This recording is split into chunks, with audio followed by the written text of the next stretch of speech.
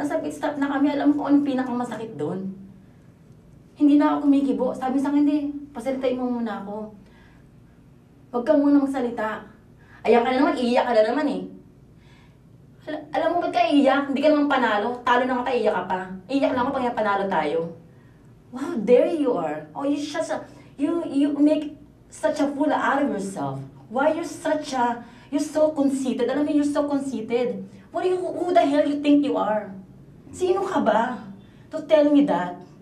Diba? To be in control of your emotions. Sino ka? Hindi mo naman ako pinapalamon eh. Diba? Nagkataon na partner lang tayo, teamwork tayo dito.